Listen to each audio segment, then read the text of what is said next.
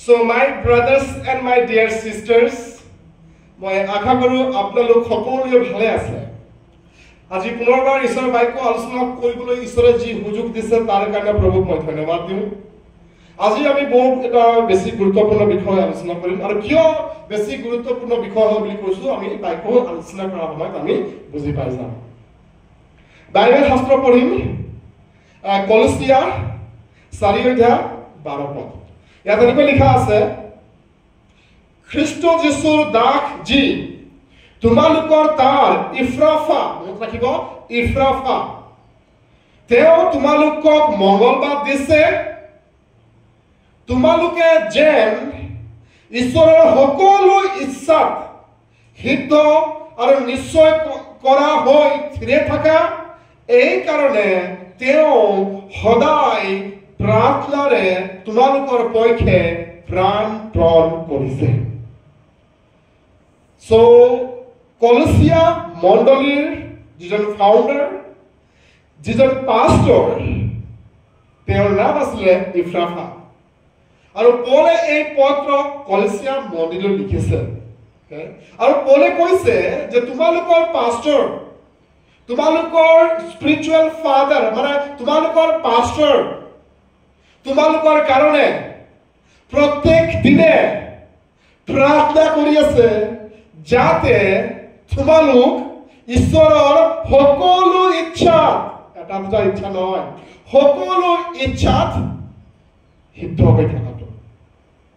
So ইফ্ৰাফাই কিয়, প্ৰশ্ন হয় মই ভাবো যে কিয় ইফ্ৰাফাই কলছিয়া মণ্ডলীৰ বিশ্বাসীবিলাকৰ কাৰণে প্ৰাৰ্থনা কৰিছিলে, যাতে মানে প্ৰাৰ্থনা কৰি কৈছে যাতে তেওঁলোকে বিশ্বাসীবিলাকে সদায় ঈশ্বৰৰ ইচ্ছাত সিদ্ধ হয়।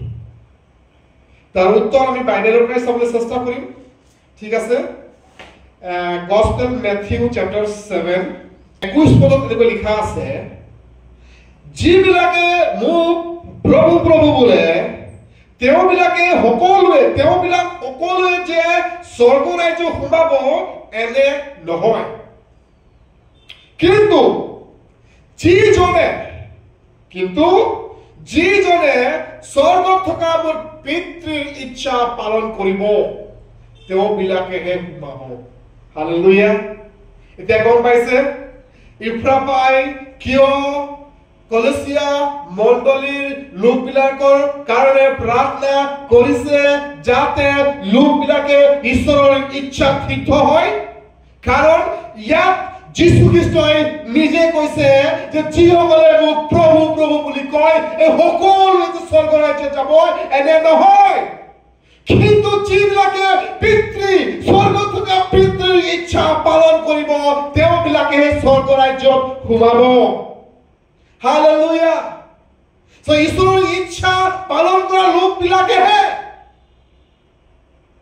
It is very very important. আপুনি আৰু মই হয়তো ভাবিব পাৰো যে মই প্ৰভুৰ কাৰণে বহুত কিবা কিবি কৰি আছো, কিন্তু আপুনি একবাৰ নিজকে প্ৰশ্ন কৰক যে আপুনি ঈশ্বৰৰ ইচ্ছা পালন কৰিছে নে আপোনাৰ মনৰ ইচ্ছা পালন কৰি আছে? হালেলুয়া। ঈশ্বৰৰ ইচ্ছা মিস্ত্ৰী হৈ থকা নাই, মানে কোনোবা এটা লুকাই থকা বস্তু নহয়। ঈশ্বৰৰ ইচ্ছা ঈশ্বৰৰ বাক্যত ৰিভিল আছে। হালেলুয়া। ঈশ্বৰৰ বাক্য যিবিলাকে পঢ়িব তেওঁবিলাকেহে বুজিব বা তেওঁলোকেহে গম পাব যে ঈশ্বৰৰ ইচ্ছা কি হয় আৰু মই কি কৰিব লাগে।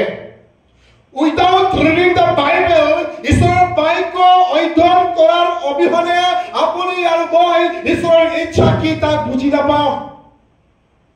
ঈশ্বৰৰ ইচ্ছা বাইবেলত ৰিভিল আছে। That's why we always say, আমি সদায় কৈ থাকো যে আপুনি আৰু মই সকলোৱে ঈশ্বৰৰ বাক্য প্ৰত্যেক দিনে অধ্যয়ন কৰিব লাগে। ঈশ্বৰৰ বাক্য অধ্যয়ন কৰিলেহে আপুনি গম পাব যে ঈশ্বৰৰ ইচ্ছা কি, আৰু ঈশ্বৰৰ ইচ্ছা কি গম পালেহে আপুনি ঈশ্বৰৰ ইচ্ছা পালন কৰিব। যদি আপুনি নাজানে ঈশ্বৰৰ ইচ্ছা কি হয় তেনেহলে আপুনি কেনেকৈ ঈশ্বৰৰ ইচ্ছা পালন কৰিব? ঈশ্বৰৰ ইচ্ছা পালন কৰিবলৈ হলে ঈশ্বৰৰ ইচ্ছা জানিবতো লাগিব। ঈশ্বৰৰ ইচ্ছা জানিবলৈ হলে ঈশ্বৰৰ বাক্য অধ্যয়ন কৰিব লাগিব আমেন হালেলুয়া সো ঈশ্বৰৰ ইচ্ছা আমি অতি কম ভিতৰতে আমি দুইটামান চাম তেওঁৰ ইচ্ছা কি ওকে প্ৰথম তেছালোনিকিয়া 4 অধ্যায় প্ৰথম তেছালোনিকিয়া 4 অধ্যায় 1 পদত লিখিছে কিয়নো ঈশ্বৰৰ ইচ্ছা এই যে কিয়নো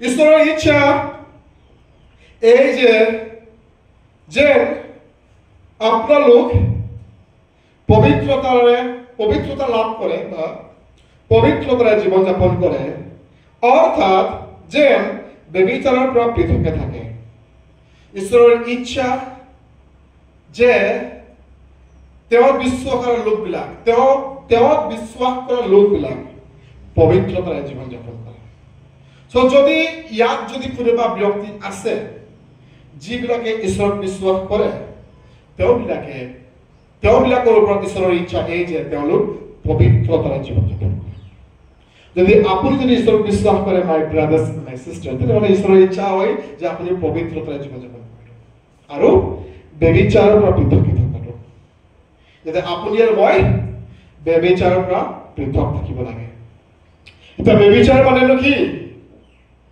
সাধাৰণ ভাষাত মই আপোনালোকক বুজাবলৈ চেষ্টা কৰিম যে ব্যভিচাৰ মানে কি যদি কোনোবা যুৱক যুৱতী বিবাহৰ পূৰ্বে মানে বিবাহ নোহোৱাৰ আগতে যদি শাৰীৰিক সম্পৰ্ক কৰে তেতিয়াহ'লে এইটো ব্যভিচাৰ হয় আৰু বিয়া হোৱাৰ পাছত যদি কোনোবা ব্যক্তি বা কোনোবা মহিলা নিজৰ হাজবেণ্ড ওয়াইফৰ বাহিৰে যদি অন্য মহিলা বা পুৰুষক দৃষ্টি কৰে বেয়া দৃষ্টি কৰে বা শাৰীৰিক সম্পৰ্ক কৰে বা শাৰীৰিক সম্পৰ্ক কৰিবলৈ চিন্তাও কৰে তেতিয়াহ'লে এইটো ব্যভিচাৰ হয় এনেকা স্বভাৱ খ্ৰীষ্টান ব্যক্তিৰ জীৱনত থকাটো ঈশ্বৰৰ ইচ্ছা নহয় আমেন বুজি পাইছে ঈশ্বৰৰ ইচ্ছা হয় যে আপোনালোকে পবিত্ৰতাৰে জীৱন যাপন কৰক ঈশ্বৰৰ ইচ্ছা এই যে আপোনালোকৰ মাজত ব্যভিচাৰৰ নিচিনা বেয়া স্বভাৱ নাথাকক হালেলুয়া বুজি পাইছে আৰু এটা ইচ্ছা চাম প্ৰথম যোহন 2 অধ্যায় 17 পদ প্ৰথম যোহন 2 অধ্যায় 17 পদ ইয়াত এনেকুৱা লিখিছে জগত আৰু তাৰ অভিলাষ গুচি যাব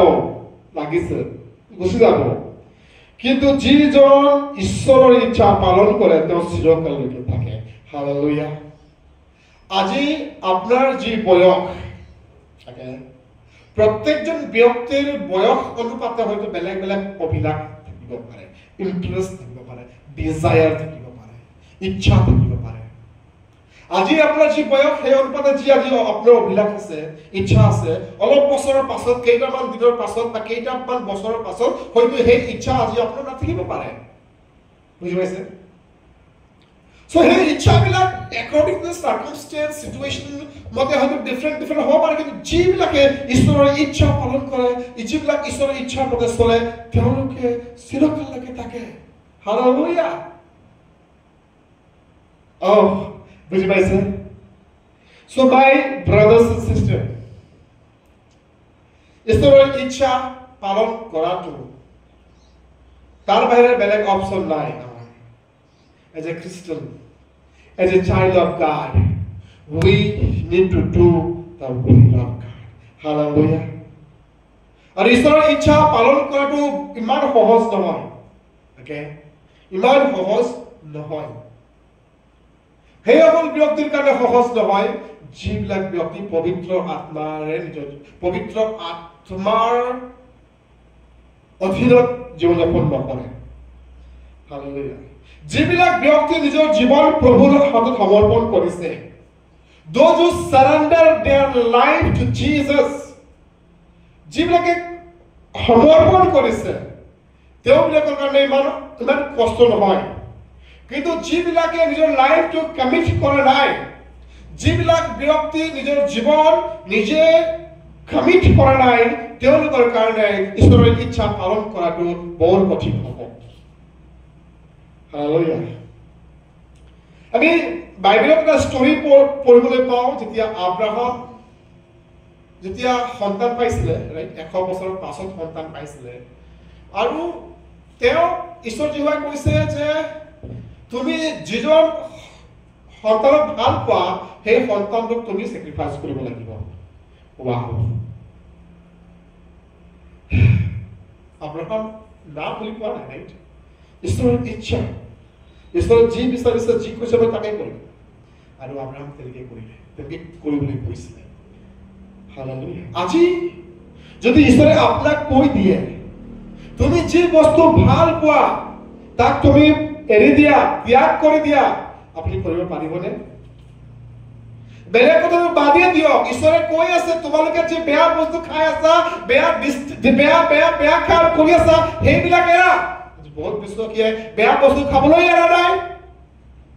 ঈশ্বৰৰ বাইকত কৈ আছে যে মোৰ ইচ্ছা নহয় এইটো, আৰু এতিয়াও কৰি আছে বহুত খ্ৰীষ্টান মানুহে, ৰাইট?